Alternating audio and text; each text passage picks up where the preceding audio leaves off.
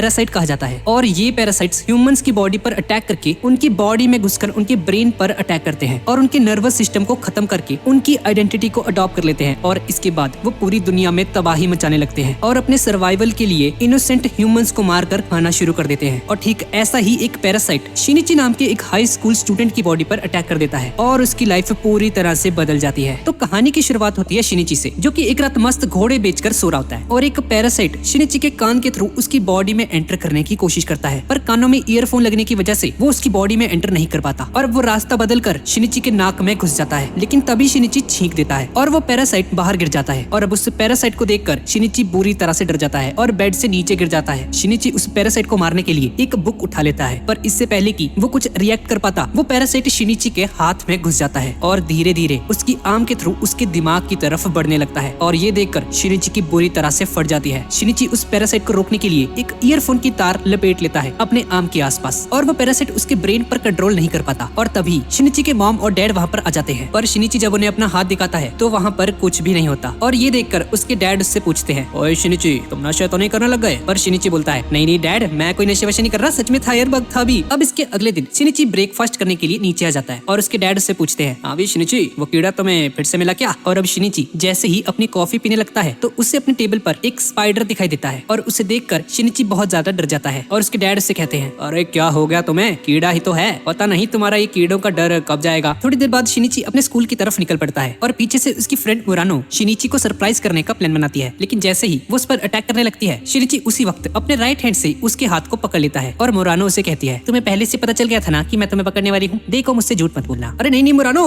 मुझे नहीं पता था, मुझे सच में नहीं पता था। और शिनिची गलती से मुरानो को टच कर देता है और मुरानो उसे एक जोरदार थप्पड़ मार के वहाँ से गुस्सा होकर चली जाती है। इसके बाद हम शिनिची के क्लासरूम के अंदर देखते हैं कि शिनिची वही एक रात पहले का सीन सोच रहा होता है, जब वो पैरासाइट उसके बाजू में घुसने की कोशिश कर रहा था। और शिनिची सोच रहा होता है, क्या वो बग अभी भी मेरे राइट हैंड में ही है? और तभी वो अपने टीचर को अपने सामने खड़ा हुआ देखता है और उसके टीचर उसे क्लास से बाहर निकाल देते हैं। अब वापस घर की तरफ जाते वक्त शिनिची को एक छोटी बच्ची दिखाई देती है, जो कि एक बॉल के साथ खेलते खेलते बीच सड़क पर आ गई थी। और शिनिची देखता है कि सामने से एक गाड़ी उसकी तरफ ही आ रही होती है और अब उसकी जान बचाने के लिए शिनिची जल्दी से भागकर अपने राइट हैंड से ही उस गाड़ी को रोक देता है और उस बच्चे की जान बचा लेता है। पर उसे अपने हाथ पर एक आंख दिखाई देती है, जिसे देखकर शिनिची बुरी तरह से डर जाता है। और अब शिनिची जल्दी से अपने घर जाकर रूम को लॉक कर लेता है और एक चाकू लेकर अपने राइट हैंड पर मारने की कोशिश करता है। और तभी शिनिची का राइट हैंड एक बोलने वाली डरावनी सी एलियन पैरासाइट जैसी चीज में ट्रांसफॉर्म हो जाता है और उसे देखकर शिनिची की बुरी तरह से फट जाती है। शिनिची उस पर अटैक करने की कोशिश करता है, लेकिन वो एलियन पैरासाइट बहुत ही आसानी से उसके इस अटैक को डॉज कर देता है। शिनिची उससे पूछता है, अबे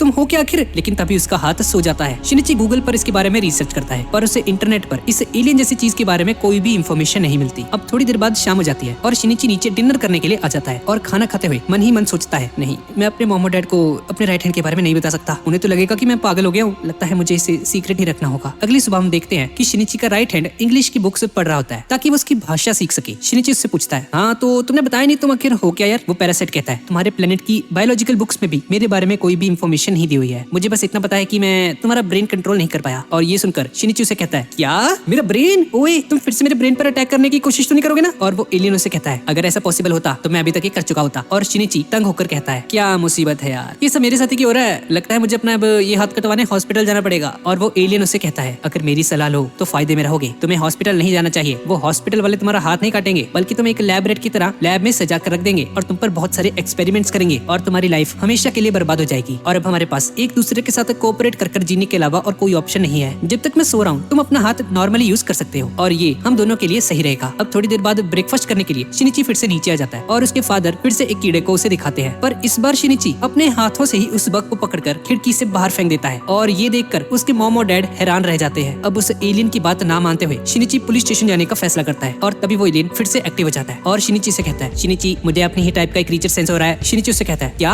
तुम्हें कैसे पता चला? वो पैरासाइट उसे बताता है कि हम लोग रेडियो वेव्स एमिट करते हैं जिससे कि हम लोग एक दूसरे को पहचान सकते हैं। और वो शिनिची से कहता है, वो पैरासाइट यहाँ से 200 मीटर की दूरी पर ही है। अब वो दोनों उसके पास जाने लगते हैं, लेकिन रास्ते में चलते चलते शिनिची की फट जाती है और वो दूसरी तरफ भागने लगता है, लेकिन तभी वो पैरासाइट उसे रोक रोक लेता है और कहता है उस क्रीचर को मिलकर मुझे अपने बारे में बहुत सारी इन्फॉर्मेशन मिलेगी और ये हम दोनों के लिए बहुत जरूरी है, तो चलो मेरे साथ चुपचाप। अब शिनिची मान जाता है और थोड़ी देर तक चलने के बाद उसी क्रीचर के पास पहुंच जाते हैं जिसे वो पैरासाइट सेंस कर रहा होता है और वो लोग देखते हैं कि वो एक पैरासाइट डॉग होता है जो कि एक डॉग की लाश को खा रहा होता है। और शिनिची का राइट हैंड उसे कहता है भागो, इसकी टेंशन तुम्हें मारने की है, भागो यहाँ से जल्दी भागो।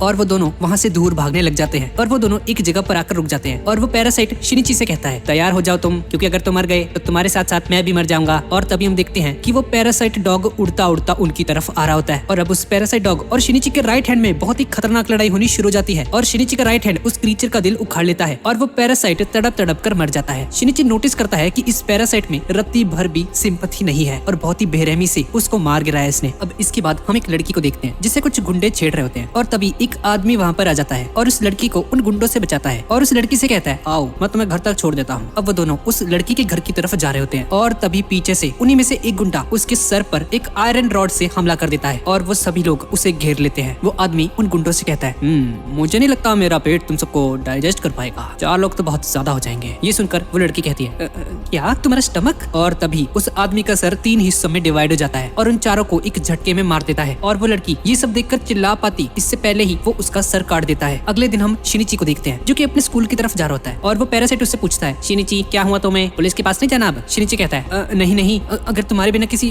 पैरासाइट ने मुझ पर अटैक कर दिया तो मैं तो मर जाऊंगा। और उसका राइट हैंड उसे कहता है कि मुझे मैगी बुलाया करो, जिसका मतलब जापानीज में राइट होता है। अब थोड़ी देर बाद शिनिची अपने स्कूल पहुंच जाता है और मोरानो की एक दोस्त शिनिची से बात करवाने के लिए मोरानो को उसके पास जबरदस्ती भेज देती है और शिनिची मोरानो से माफी मांगता है और कहता है कल मैंने जानबूझकर वो नहीं किया था, आई एम रियली सॉरी। और थोड़े नखरे करने के बाद ये मोरानो उसे माफ कर देती है और उसके जाने के बाद एक लड़का वहाँ पर आकर उसे कहता है ओ शिनिची जरा बाहर आकर मिल भाई, मुझसे बात करनी है कुछ। और वो लड़का बाहर आकर उसे कहता है हाँ भी ज्यादा जेम्स बॉन्ड बन रहा तू, मोरानो मेरी बंदी है, समझा कि नहीं समझा तू, पहले बता, अगर उसके आसपास भी दिख गया ना बेटा बच्चे नहीं तू। और ये बंदा शिनिची को बहुत ही बुरी तरीके से मारने लग जाता है और तभी शिनिची का राइट हैंड एक्टिव हो जाता है और उसे एक जोरदार घूसा मारकर दूर गिरा देता है और वो लड़का डरकर वहाँ से भाग जाता है। अब थोड़ी देर बाद शिनिची की एक फ्रेंड उसे बताती है कि आजकल इंटरनेट पर बहुत ही खतरनाक मर्डर वीडियोस वायरल हो रखी हैं। पुलिस इसके बारे में बिल्कुल चुप है, लेकिन उन वीडियोस में डेड बॉडीज लिटरली पीसीस में कट हो चुकी है। घर जाकर शिनिची इसके बारे में रिसर्च करता है थोड़ी और शिनिची कहता है नहीं ये सब ठीक नहीं हो रहा यार, अगर इसी तरह से चलता रहा तो ह्यूमैनिटी खत्म हो जाएगी, मुझे कुछ करना पड़ेगा इसके बारे में। मुझे तो लगता है मुझे तुम्हें पुलिस को सौंप देना चाहिए ताकि वो तुम पर रिसर्च कर सके और तुम्हारी स्पीशीज को खत्म कर पाए। वो पैरासाइट उसे कहता है पता नहीं तुम्हें ये सब इतना अजीब क्यों लग रहा है, ये तो एक नेचुरल चीज है, सारी स्पीशीज फूड के लिए एक दूसरे पर डिपेंड होती है और हम पैरासाइट्स को भी अपने सर्वाइवल के लिए एक होस्ट बॉडी की जरूरत होती है। वो तो तुम्हारी खुद की स्पीशीज मारी जा रही है इसलिए तुम इतना इतरा रहे हो। और मिगी शिनिची से ये भी कहता है शिनिची अगर तुमने कुछ उल्टा सीधा करने की कोशिश की तो मेरे पास तुम्हें रोकने के अलावा और कोई चारा नहीं बचेगा। अपने सर्वाइवल के लिए मैं तुम्हें जिंदा तो रखूंगा, लेकिन अगर जरूरत पड़ी तो मैं तुम्हारी आंख जीभ नाक भी काट सकता हूँ ताकि तुम वापस कभी बोल ना पाओ। और मिगी का ये रूप देखकर शिनिची बहुत ज्यादा डर जाता है और उसे एक डीमन कहकर बुलाता है। अब थोड़ी देर बाद शाम हो जाती है और हम एक और पैरासाइट को देखते हैं जो कि मिगी को अपने आसपास सेंस करता है। मुझे मेरी ही स्पीसीज सेंस हो रही है, वो हमारे आसपास ही है, लेकिन आसपास इतने सारे लोग होने की वजह से मैं उसे ठीक से सेंस नहीं कर पा रहा हूँ, हमें यहाँ से चलना चाहिए। वो बहुत ही तेजी से हमारी तरफ आ रहा है और अब चलते चलते शिनिची एक जगह पर आकर रुक जाता है और तभी वो ह्यूमन पैरासाइट वहाँ पर आ जाता है और मिगी से कहता है अच्छा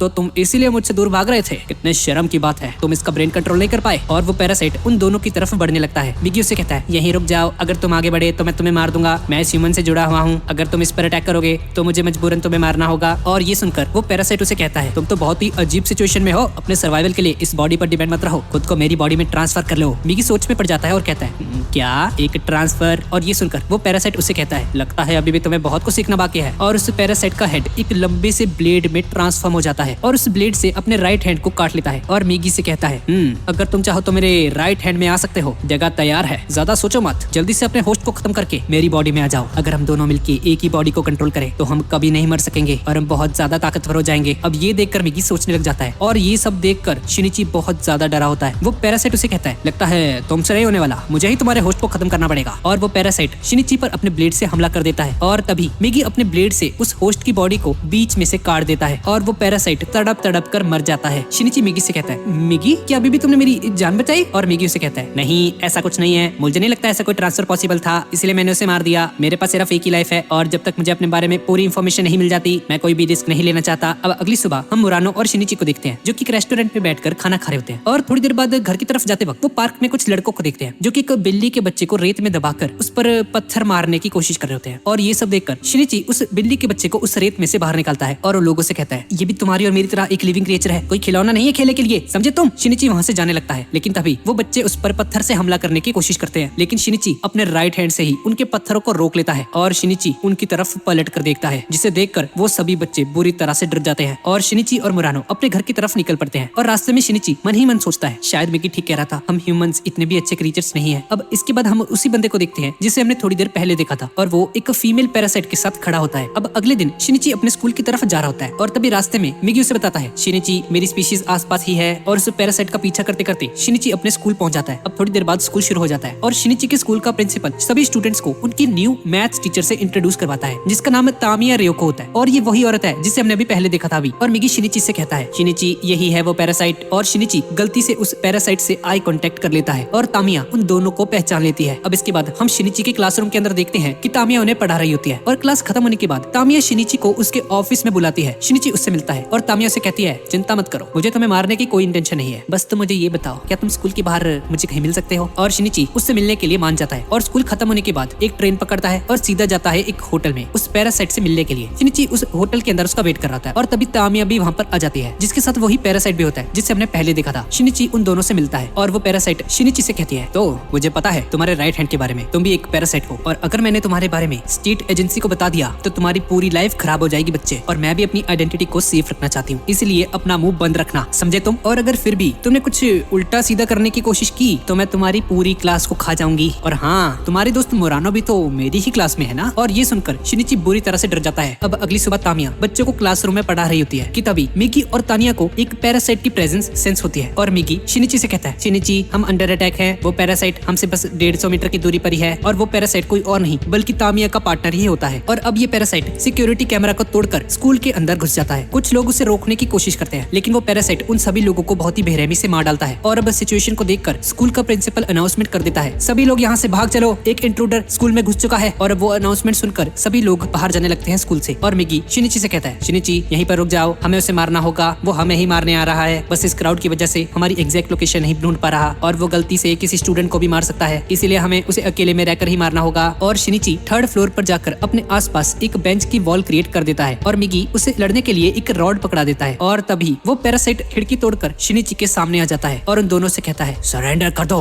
तुम दोनों नहीं बच पाओगे। और ये बोलकर वो शिनिची पर हमला कर देता है और मिगी और उस पैरासाइट में बहुत ही खतरनाक लड़ाई होनी शुरू हो जाती है। दरअसल प्लान ये होता है कि मिगी डिफेंस करेगा और शिनिची अटैक। ये पैरासाइट्स ह्यूमंस की कैपेबिलिटीज को बहुत ही नीचा समझते हैं और यही इनकी कमजोरी होती है। और अब शिनिची थोड़ी सी हिम्मत करके धीरे धीरे उस पैरासाइट की तरफ बढ़ता है और उस पैरासाइट की छाती में उस रॉड को घुसा देता है और उस रॉड के थ्रू उस पैरासाइट की बॉडी का सारा ब्लड बाहर निकलने लग जाता है। और अपनी बॉडी को मरता हुआ देखकर वो पैरासाइट तामिया के पास रीएलोकेशन करने के लिए उसकी तरफ बढ़ता है। पर हम देखते हैं कि तामिया उसी का वेट कर रही होती है और उसने अपने कमरे में कुछ सिलेंडर्स रखे होते हैं गैस के और उसे धमाके से उड़ा देती है और वो पैरासाइट मर जाता है। अब थोड़े दिनों बाद सब कुछ नॉर्मल हो जाता है और तामिया प्रेग्नेंट होने की वजह से स्कूल से रिजाइन कर देती है। और शिनिची तामिया से पूछता है, तो इस बच्चे के साथ क्या करने वाली हो तुम। और तामिया से कहती है, शायद कुछ एक्सपेरिमेंट्स में काम आ जाए और अगर काम नहीं आया तो इसे खा जाऊंगी और क्या। और ये सुनकर शिनिची थोड़ा सा गुस्से से भर जाता है और तामिया उसे डराने के लिए एक खतरनाक फॉर्म में आ जाती है। मिगी कहता है, शिनिची हम इसे नहीं लड़ सकते, ये बहुत ही ज्यादा स्ट्रॉन्ग है। और तामिया वहाँ से चली जाती है। अब थोड़ी देर बाद शाम हो जाती है और तामिया की मॉम उससे मिलने के लिए उसके अपार्टमेंट पे आती है, पर उससे 2 मिनट तक बात करने पर ही उसकी मॉम को रियलाइज हो जाता है कि ये तामिया नहीं है, कोई और है। और उसकी मॉम उससे कहती है, तुम मेरी बेटी नहीं हो, कौन हो तुम, क्या किया तुमने मेरी बेटी के साथ। और वो पुलिस को कॉल करने की कोशिश करती है, लेकिन तभी वो पैरासाइट तामिया की मॉम को मार देती है। अगली सुबह शिनिची के पेरेंट्स उससे कहते हैं, तो शिनिची हम लोग एक वेकेशन पर जा रहे हैं और अपना ख्याल रखना बच्चे। और शिनिची को गुड बाय कहकर वो दोनों वहाँ से चले जाते हैं। अब इसके बाद हमें एक रोड ट्रिप पर जाते हुए एक कपल को दिखाया जाता है और तभी बीच रास्ते में उन कपल का एक्सीडेंट हो जाता है और दोनों बुरी तरह से घायल हो जाते हैं। और तभी हमें पता चलता है कि उन दोनों में से वो लड़की एक पैरासाइट होती है और खुद की बॉडी डिस्ट्रॉयड होने की वजह से अपने हस्बैंड का सर काट के रीएलोकेट हो जाती है उसकी बॉडी में। इसके बाद हम शिनिची को देखते हैं और रास्ते में चलते चलते मिगी उसे बताता है, शिनिची मैं तुम्हारी ब्लड और बॉडी सेल से जुड़ा हुआ हूँ और इसकी वजह से साइकोलॉजिकल लेवल पर तुम्हें बहुत सारे चेंजेस आ सकते हैं और ऐसा भी पॉसिबल है कि तुम किसी पैरासाइट की तरह कोई इमोशन या फीलिंग फील ना कर पाओ। और मिगी की ये बात सुनकर शिनिची को उसकी मॉम मुरानो और तामिया की बातें याद आ जाती है, क्योंकि वो सभी लोग उसे बोल रहे होते हैं कि वो काफी ज्यादा बदल चुका है पहले से। अब थोड़ी देर बाद शिनिची मुरानो से मिलता है और कुछ गुंडे शिनिची को पीटकर मुरानो को किडनैप कर लेते हैं और शिनिची मुरानो को बचाने के लिए उन गुंडों से भिड़ जाता है और उनसे कहता है, मुरानो को क्यों पकड़ा, जाने दो उसे, दम है तो मुझसे लड़ो ना। और वो गुंडे उसे बहुत बुरी तरह से पीटने लग जाते हैं और बहुत ज्यादा पीटने की वजह से मिगी एक्टिव हो जाता है और शिनिची उसे कहता है, अरे मिगी तुम दूर रहो यहाँ से, तुम मार दोगे उनको। अब शिनिची किसी तरह से मिगी को कंट्रोल करता है और तभी उस गुंडे की गर्लफ्रेंड काना वहाँ पर आ जाती है और उसे कहती है, बस करो तुम, क्या लगा रखा ये। और पीछे से शिनिची की पूरी क्लास वहाँ पर आ जाती है उसे बचाने के लिए। अब मुरानो शिनिची के साथ चलकर उसे उसके घर बुलाती है और उसे बचाने के लिए उसे थैंक्स बोलती है। अब थोड़ी देर बाद मुरानो वहाँ से चली जाती है और तभी काना वहाँ पर आ जाती है और वो जैसे ही शिनिची से हाथ मिलाती है उसे बहुत ही अजीब सी सेंसेशंस फील होती है और ये देखकर शिनिची थोड़ा सा घबरा जाता है और घर के अंदर वापस चला जाता है। शिनिची, उस लड़की से दूर रहो, उस लड़की के अंदर पैरासाइट की वेवलेंथ को सेंस करने की एबिलिटी है और मुझे लगता है उसे हमारे बारे में पता चल गया है। अब इसके बाद हम शिनिची की मॉम और डैड को देखते हैं। वो दोनों आपस में बात कर रहे होते हैं कि तभी एक पैरासाइट शिनिची के मॉम के पीछे आकर खड़ा हो जाता है और उसकी मॉम का गला काट देता है। शिनिची के डैड को ये देखकर अपनी आंखों पर यकीन नहीं आता कि आखिर अभी हुआ क्या। शिनिची के डैड किसी तरह से अपनी जान बचाकर वहाँ से भाग जाते हैं और एक टेलीफोन बूथ में जाकर शिनिची को कॉल करते हैं और शिनिची से कहते हैं, शिनिची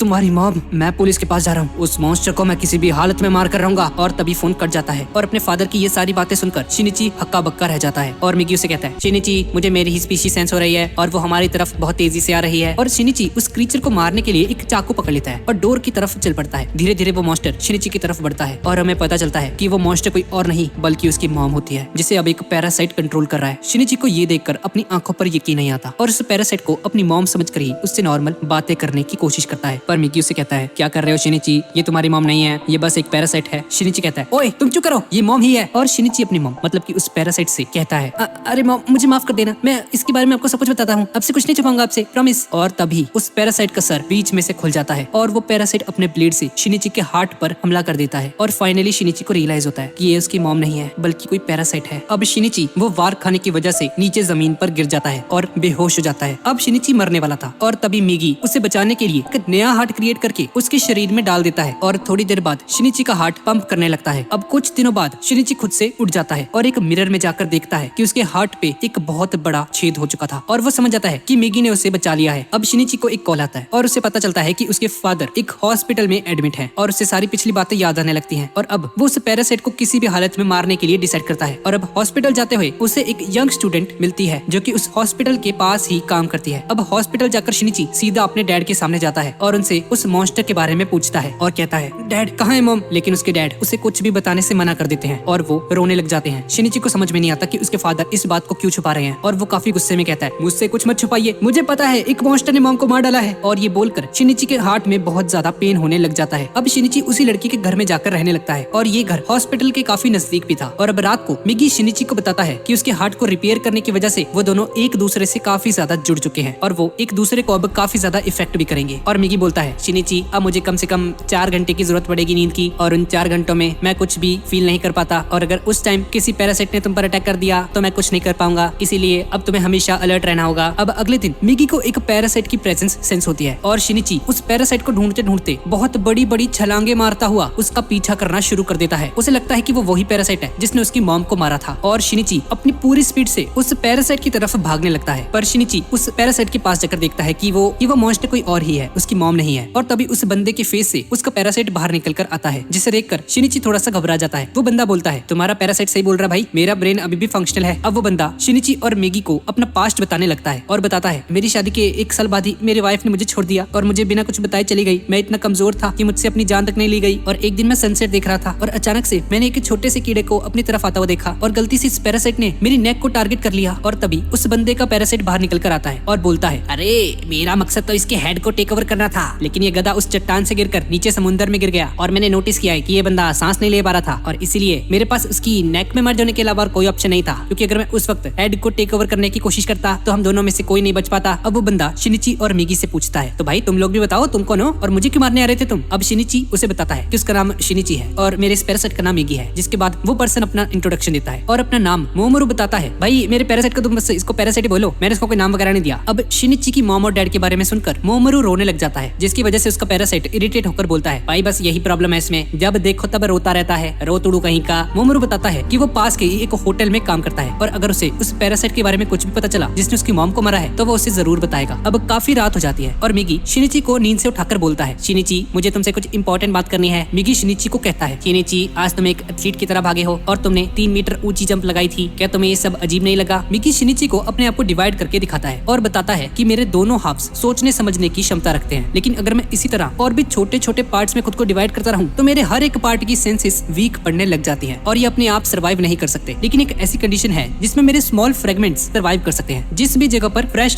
कंटिन्यूअस ब्लड का फ्लो रहता है मेरे फ्रेगमेंट्स वहीं पर सर्वाइव कर सकते हैं, जैसे कि तुम्हारी बॉडी। और इनफैक्ट जो मिगी तुमसे अभी बात कर रहा है वो मिगी का सिर्फ 70% ही है। और मिगी उसे बताता है, शिनिची कि जब मैं तुम्हारे हार्ट को रिपेयर कर रहा था तो मैंने अपने सारे पार्ट्स को तुम्हारी ब्लड स्ट्रीम्स के थ्रू तुम्हारे हार्ट में जाने के लिए बोला, और उसकी वजह से तुम्हारी पूरी बॉडी में मेरे फ्रेगमेंट्स धीरे धीरे बढ़ते जा रहे हैं, और अब जो फ्रेगमेंट्स तुम्हारी बॉडी में जा चुके हैं वो इतने ज्यादा छोटे हैं कि मैं उन्हें कमांड नहीं कर पा रहा हूँ। शिनिची मेगी से पूछता है, तो मेगी क्या ये फ्रेगमेंट्स मेरे ब्रेन में भी हो सकते हैं? मेगी बोलता है, नहीं शिनिची, उनमें कॉन्शियसनेस नहीं है, तुम चिंता मत करो, वो तुम्हारे ब्रेन पर अटैक नहीं कर सकते। अब शिनिची याद करता है कि जब वो अपने फादर से मिलने आया था उस हॉस्पिटल में, तो उस वक्त भी वो रोया नहीं था, उसकी आंखों में से एक आंसू तक नहीं टपका, और मोमोरू को भी रोता हुआ देखकर उसकी आंखों से एक भी आंसू नहीं गिरा। शिनिची ये सब इसलिए सोच रहा होता है क्योंकि उसे डाउट होता है कि मेगी की उसकी बॉडी के अंदर मिलने की वजह से कहीं वो इमोशनलेस ना हो गया हो। अब नेक्स्ट डे शिनिची माकी से पूछता है, वही लड़की जिसे हमने पहले देखा था, वही हॉस्पिटल के पास रहने वाली लड़की, और शिनिची से पूछता है, माकी क्या मैं तुम्हें नॉर्मल लगता हूँ? माकी उसे कहती है, हाँ मुझे तो नॉर्मल लगते हो, हाँ बस थोड़े से वियर्ड हो और कुछ नहीं, और माकी वहाँ से जाने लगती है। तभी मामरू शिनिची को कॉल करता है और बताता है, शिनिची एक पैरासाइट मेरे आसपास है और शायद ये वही है जिसे तुम ढूंढ रहे हो। मामरू बताता है कि वो पैरासाइट मेरे पास आ रहा है बहुत ज्यादा, और वो मुझसे सिर्फ 100 मीटर की दूरी पर है। शिनिची मामरू को कहता है, मामरू जल्दी वहाँ से निकलो, मैं आ रहा हूँ तुम्हारे पास, रुक रुक भाई, आ गया, रुक तू। और शिनिची की मॉम का पैरासाइट मामरू को भागते हुए देख लेता है और उसकी तरफ बढ़ने लगता है, और अभी शिनिची मामरू की तरफ भागता है, और तभी मेगी उसे बताता है कि उसने अभी एक दूसरे पैरासाइट को भी डिटेक्ट किया है जो कि होती है शिनिची की मदर। मामरू अपने पैरासाइट को समझाता है कि अगर हमें इस डेंजरस पैरासाइट के साथ लड़ना है तो हमें शिनिची का साथ लेना होगा, और हम देखते हैं कि इतने क्रूशियल टाइम पर शिनिची के पैरासाइट मेगी को नींद आ जाती है और वो सो जाता है, लेकिन वो सोने से पहले अपने आप को एक ब्लेड में कन्वर्ट कर देता है। अब मामरू भागते भागते एक शोर पर पहुंच जाता है, और तभी शिनिची की मॉम भी वहाँ पर आ जाती है और अटैक के लिए खुद को रेडी करती है, और अब वो दोनों पैरासाइट्स बहुत ही एग्रेसिवली फाइट करना शुरू कर देते हैं। शिनिची की मॉम का पैरासाइट उसे बोलता है, तुम मेरे सामने कहीं स्टैंड नहीं करते क्योंकि मैं पूरी तरह से एक ह्यूमन ब्रेन में फ्यूज्ड हूँ, और शिनिची की मॉम का पैरासाइट मामरू की चेस्ट में स्टैब कर देता है जिससे उसे काफी चोट पहुंचती है और वो नीचे गिर जाता है। तभी शिनिची वहाँ पर आ जाता है, और शिनिची की मॉम शिनिची को देखकर काफी हैरान हो जाती है और बोलती है, अरे तुम मेरे अटैक से बच कैसे गए? मैंने तो तुम्हारे हार्ट को पंक्चर कर दिया था। नहीं ऐसा नहीं हो सकता, मैंने तुम्हारे हार्ट को पंक्चर किया था लेकिन तुम किसी तरह से उस अटैक को सर्वाइव कर गए, इससे अच्छा तो मैं तुम्हारे हेड को ही एलिमिनेट कर देती। अब शिनिची को ये सब सोचकर गुस्सा आ रहा होता है कि वो पैरासाइट उसकी मॉम की वॉइस में बात कर रहा होता है, और वो पैरासाइट उसे कहती है, अब तुम भी अपनी मॉम की तरह मरने के लिए तैयार हो जाओ। वो पैरासाइट सोच रही होती है कि इसके राइट हैंड का सिग्नल काफी कमजोर है, तो इसका मतलब है कि वो पैरासाइट अभी सो रहा है और ये ह्यूमन अकेला ही है। और तभी शिनिची की मॉम उस पर अटैक करने शुरू कर देती है, लेकिन शिनिची बहुत इजीली उसके सभी अटैक्स को डॉज कर रहा होता है, जिसे देखकर उसकी मॉम बहुत ही ज्यादा हैरान होती है। और तभी वो मोमोरू को देखता है जो कि नीचे पड़ा हुआ था, और उसे इंजर्ड देखकर शिनिची बहुत ही ज्यादा गुस्से में आ जाता है और उस पैरासाइट पर अटैक करता है और उसे इंजर्ड कर देता है। वो पैरासाइट की नेक को टारगेट करने की कोशिश करता है और उस पैरासाइट के एक पार्ट को काट देता है, और अब जैसे ही शिनिची नेक पर अटैक करने जाता है तो वो अपने मॉम का जला हुआ हाथ देखकर रुक जाता है, जिसका फायदा वो पैरासाइट उठा लेता है और शिनिची के सिर पर एक हमला कर देता है। और तभी शिनिची की मॉम पर एक अटैक होता है और उसके हेड के बहुत सारे पीसेस हो जाते हैं, और ये अटैक मोमोरू के पैरासाइट ने किया होता है। अब मरने से पहले वो पैरासाइट उससे पूछता है,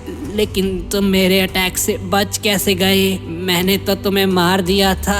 मोमोरू का पैरासाइट उसे बताता है, तुम्हारे अटैक्स का पैटर्न बिल्कुल सेम था और मैंने इसके हार्ट और बाकी के वाइटल ऑर्गन्स को दूसरी जगह पर ट्रांसप्लांट कर दिया था, और मैंने तुम्हें ऐसा लगने दिया कि तुमने मेरे हार्ट को पंक्चर कर दिया है। अब इसके बाद शिनिची उस एरिया से जाने लगता है, और उसके अगले दिन हमें काना को दिखाया जाता है, और मोरानो भी देखती है कि शिनिची वापस आ गया है। अब इसके बाद हम रेयोको तामिया को देखते हैं जो कि एक पैरासाइट से बोलती है, तुम्हें शिनिची पर नजर रखनी है, आपसे ध्यान रखना, तुम्हें उसे मारना नहीं है। वो हमारे लिए डेंजरस तो है लेकिन वो हमारी स्पीशीज का फ्यूचर डिसाइड करने के लिए एक वैल्यूएबल एसेट बन सकता है। अब इसके बाद हम कोना को देखते हैं जो कि कहीं पर जा रही होती है, लेकिन तभी मित्सु उसे आवाज लगाता है और वो नोटिस करता है कि काना अपने फोन में शिनिची की पिक्चर को देख रही होती है। वो उससे पूछता है, हाँ तो ये तुम्हारा बॉयफ्रेंड है क्या? कोना मित्सु को अपने काम से काम रखने के लिए बोलती है और वहाँ से चली जाती है। मित्सुआ शिनिची से पूछता है, अभी तो तुम्हारे बीच में कुछ चल रहा है क्या? लेकिन शिनिची कहता है, ना भाई हम दोनों में तो कुछ नहीं चल रहा, मैं तो अभी भी आया हूँ, मैं तो टाउन के बाहर था भाई, क्या हो गया तुम्हें? लेकिन मित्सुओ गुस्से में शिनिची को पंच करने की कोशिश करता है, लेकिन शिनिची बहुत ही आसानी से उसके सारे पंचेस को डॉज कर लेता है और उसे हल्के से ही पुश करके नीचे गिरा देता है। और अब शिनिची का चेंज्ड एटीट्यूड देखकर मित्सुआ और भी ज्यादा गुस्सा हो जाता है और उस पर बहुत सारे अटैक्स करता है, लेकिन शिनिची उसके सारे पंचेस से बच जाता है। और तभी मुरानो वहाँ पर आ जाती है और उन दोनों को एक साथ में देखकर थोड़ा सा घबरा जाती है कि ये दोनों फिर से तो नहीं फाइट कर रहे। शिनिची मुरानो से कहता है, मुरानो तुम चिंता मत करो, तुम्हें डरने की जरूरत नहीं है। अब शिनिची और मुरानो एक साथ कहीं पर जा रहे होते हैं और मुरानो शिनिची से पूछती है, शिनिची क्या तुम्हारे साथ ट्रिप पर कुछ हुआ था क्या? क्योंकि तुम थोड़े अलग दिख रहे हो। कुना एक बेंच पर बैठी होती है और तभी शिनिची वहाँ पर आ जाता है, लेकिन उसके साथ मुरानो को देखकर वो बहुत ज्यादा उदास हो जाती है। अब रात हो जाती है और शिनिची कंप्यूटर पर कुछ रिसर्च कर रहा होता है और शिनिची मिगी से कहता है, मिगी मुझे लगता है मेरे साथ कुछ प्रॉब्लम है, मैं रो नहीं पा रहा हूँ। अब शिनिची मन में सोच रहा होता है कि मिगी की सेल्स मेरी बॉडी में मिलने की वजह से उसकी लाइफ काफी बदल चुकी है और उसकी सेंसेस अब पहले से बहुत ही ज्यादा तेज हो चुकी है। उसकी हियरिंग भी काफी ज्यादा स्ट्रांग हो चुकी है और अगर वो थोड़ा सा फोकस करे तो वो किसी की भी बातों को सुन सकता है। और तभी शिनिची को एक आवाज सुनाई देती है और वो मुरानो को वहाँ से जाने के लिए कहता है। शिनिची को ऐसा फील होता है कि जैसे कोई उससे हेल्प मांग रहा है और तभी उस आवाज का पीछा करते हुए शिनिची देखता है कि एक पपी सड़क पर इंजर्ड पड़ा हुआ था। शिनिची उस पपी को उठाकर पार्क में आ जाता है और मुरानो भी वहाँ पर आ जाती है और शिनिची को कहती है, शिनिची मुझे तुम काफी अलग लग रहे हो, मुझे तुम्हारी चिंता हो रही है, तुम इतने काम कैसे दिख रहे हो। और अब शिनिची कहता है, नहीं मुरानो ऐसा तो कुछ नहीं है। अब शिनिची नोटिस करता है कि वो पपी मर चुका है और वो उठकर उस पपी को